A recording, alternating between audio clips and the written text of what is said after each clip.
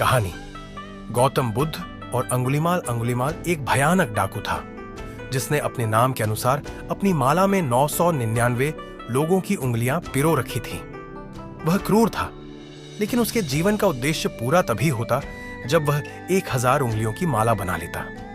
उसकी क्रूरता से पूरा राज्य भयभीत था। गौतम बुद्ध, जिनकी शांति और करुणा की बातें दूर दूर तक फैली थीं, अंगुलीमाल के क्षेत्र में पहुंचे। अंगुलीमाल ने बुद्ध को भी अपने शिकार के रूप में चुना, लेकिन बुद्ध की शांति, स्थिरता और करुणा ने उसके जीवन को हमेशा के लिए बदल दिया।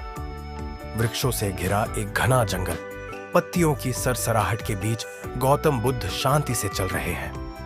दूर से अंगुलीमाल बुद्ध को देख रहा है। उसके चेहरे पर क्रूर हंसी है। अंगुलीमाल गुस्से में खुद से, क्या यह साधु भी इतना निडर है? सब लोग डर के मारे दूर रहते हैं, पर यह तो आराम से मेरी ओर बढ़ रहा है। वह तेजी से बुद्ध की ओर भागता है। अंगुलीमाल दौड़ता है, पर बुद्ध के पास पहुंच नहीं पाता। बुद्ध उसी गति से चलते रहते हैं, लेकिन अंगुलीमाल जैसे उनके पीछे रुक जाता है। अंगुलीमाल हांफते हुए चिल्लाकर, रुको रुको साधु! गौतम बुद्ध शांत स्वर में, मैं रुक चुका हूं अंगुलीमाल, अब तुम्हें रुकना चाहिए। अंगुलीमाल आश्चर्यचकित होकर, तुम चल रहे हो और कहते हो कि रुक चुके हो? यह कैसे संभव है?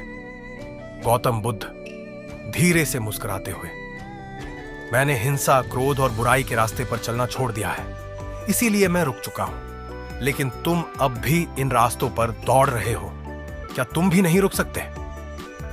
अंगुलीमाल के चेहरे पर उलझन और हैरानी के भाव हैं। बुद्ध के शब्द उसके मन में गूंजते हैं।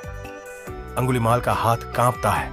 वह अपना खून से सना हथियार जमीन पर गिरा देता है और बुद्ध के चरणों में गिर जाता है।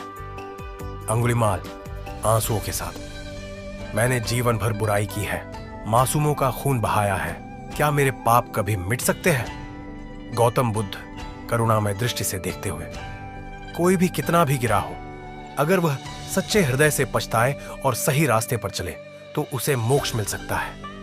अंगुलीमाल बुद्ध के शिष्य बन जाता है। अपने पुराने पापों का प्रायश्चित करने के लिए एक साधु के रूप में जीवन व्यतीत करता है।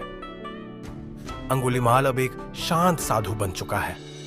गांव के लोग, जो कभी उसे गांव का व्यक्ति, गुस्से में, तुम्हें शांति नहीं मिल सकती अंगुलीमाल, तुमने बहुत बुरा किया है।